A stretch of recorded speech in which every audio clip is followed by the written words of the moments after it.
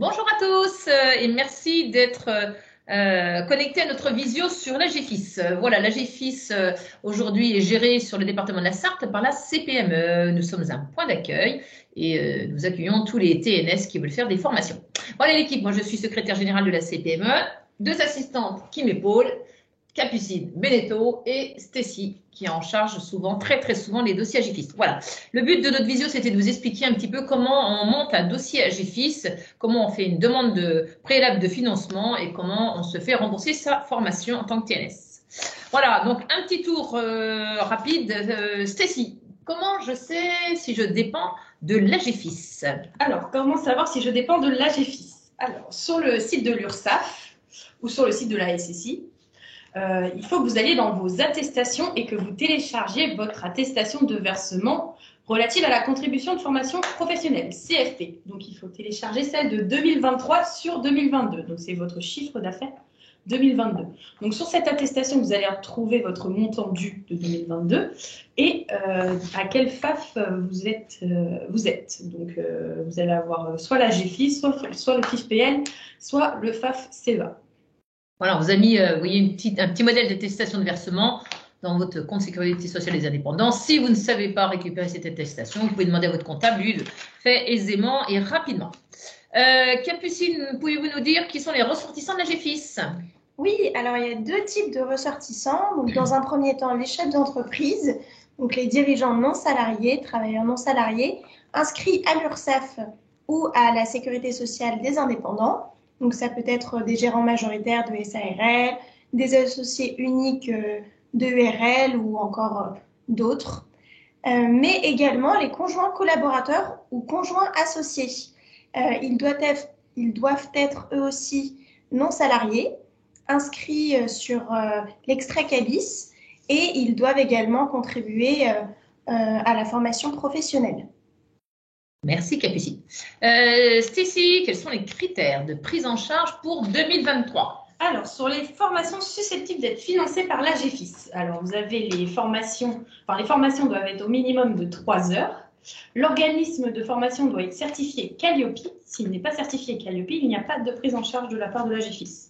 Il faut que la formation soit professionnelle ou professionnalisante, qu'elle soit en lien avec votre métier ou transversale à votre métier. Et vous avez alors aussi les formations qui nécessitent l'accord du conseil d'administration, les formations réalisées dans l'Union européenne et les formations réalisées hors Union européenne. Il y a des formations qui ne sont pas financées par l'AGFIS, comme les séminaires, les congrès, les conseils d'entreprise, etc. Vous avez aussi les permis auto et moto, donc A et B, tout ce qui est en lien avec le code, les récupérations de points. Et comme je le disais auparavant, les organismes qui ne sont pas certifiés Calliope. parfait. Capucine, pouvez-vous me parler des plafonds pour l'année 2023? Oui, alors les plafonds pour cette année. Donc il y a deux types de plafonds. Si vous cotisez, si vous avez un montant de cotisation supérieur ou égal à 10 euros, vous avez le droit à 3 000 euros hors taxe pour toute l'année. Donc vous pouvez faire avec ça plusieurs formations ou alors une seule. En revanche, si vous cotisez en dessous de 10 euros, eh bien, vous n'avez plus le droit qu'à 500 euros hors taxe. Donc, tout ça, c'est par an et par ressortissant. D'accord, donc ça c'est pour l'ensemble des formations. Vous pouvez nous détailler un petit peu après plus précisément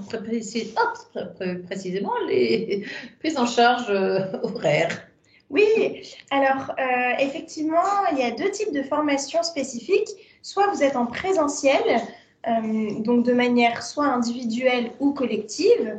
Si vous êtes en présentiel de manière individuelle, vous avez le droit à 50 euros par heure et de manière collective, donc 35 euros par heure. En revanche, si vous faites des formations à distance, donc il y a aussi deux types de formations, soit synchrone, c'est-à-dire vous êtes en classe virtuelle face à un professeur en visioconférence, par exemple. Là, vous avez le droit à 35 euros par heure. Ou alors, si vous êtes en formation en distanciel, mais de manière asynchrone, vous faites des exercices lorsque vous le souhaitez, par exemple, eh bien, vous avez le droit à 20 euros par heure. D'accord. Est-ce qu'il y a d'autres prises en charge, éventuellement pour une formation? Non, il n'y a pas d'autres prises en charge, pas de forfait de déplacement ni de frais annexes. C'est uniquement pour rembourser la formation en tant que telle. D'accord. Stécie, les étapes clés pour déposer un dossier, les pièces justificatives si je fais une demande préalable de financement. Alors, avant la formation, vous devez vérifier si vous relevez de l'AGFIS, donc avec votre attestation de versement disponible sur l'URSSAF. Vous devez choisir une formation, contacter votre point d'accueil, donc nous. Quand vous nous contactez, je vous renvoie un mail de demande de prise en charge en 2023 et vous retrouvez les pièces justificatives à nous envoyer. Donc, dans ces pièces justificatives, pour la demande de financement, vous avez la demande de prise en charge AGFIS, donc disponible dans les pièces jointes du mail ou directement sur le site de l'AGFIS, l'attestation de versement CFP, le programme de formation, la copie de la carte d'identité et le RIB. Pour la demande de remboursement, vous devez joindre l'attestation d'assiduité et les feuilles d'émargement ou le relevé de connexion. À la demande de l'AGFIS, donc si vous avez une relecture de votre dossier, facture et convention. Moi, ce que je fais personnellement, c'est que je vous demande directement ces pièces. Comme ça, si l'AGFIS me le demande, je leur donne directement. On ne passe pas plus de temps sur votre dossier. D'accord. Et après la formation? Après la formation, donc du coup, les pièces justificatives. L'envoi de ces pièces justificatives doit se faire dans les 4 mois après votre formation. Il faut savoir que votre dossier est suivi par mail. Donc, votre dossier, vous nous l'envoyez par mail uniquement, pas par courrier. Par contre, on se fait un plaisir de vous recevoir si vous avez des questions. Voilà, si on veut effectivement rembourser rapidement, envoyer les documents conformes rapidement également. C'est la clé. Alors, quelques exceptions, Capucine? Oui, 2 exceptions. Lorsque vous créez votre entreprise, pour certains types d'entreprises, vous devez avoir un permis d'exploitation ou un permis de former avant de commencer votre activité. Donc, pour ces 2 exceptions-là, même si vous n'avez pas cotisé par rapport à votre chiffre d'affaires de l'année d'avant, puisque vous n'exerciez pas encore, l'AGFIS rembourse quand même ces formations. En revanche, il faudra fournir d'autres documents, des documents supplémentaires, donc une attestation d'affiliation à l'URSSAF ou alors à la Sécurité sociale des indépendants, une copie d'écran aussi du site de l'URSSAF pour être vraiment sûr que vous cotisiez bien, que vous soyez bien enregistré. Le mieux, c'est de faire une capture d'écran avec votre numéro qui apparaît, et également un extrait CABIS. Parfait, merci. Comme vous pouvez le voir, l'AGFIS aujourd'hui vous offre de beaux montants pour monter en compétences.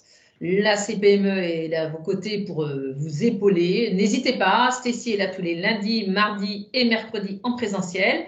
Quand elle n'est pas là, Capucine prend le relais et moi-même accessoirement. Donc, n'hésitez pas, vous pouvez nous contacter au 02 52 360 450 ou à l'adresse mail agfis@cpme72.fr. Ce sera avec grand plaisir que nous vous répondrons à toutes vos questions. Voilà, merci et à bientôt. Au revoir.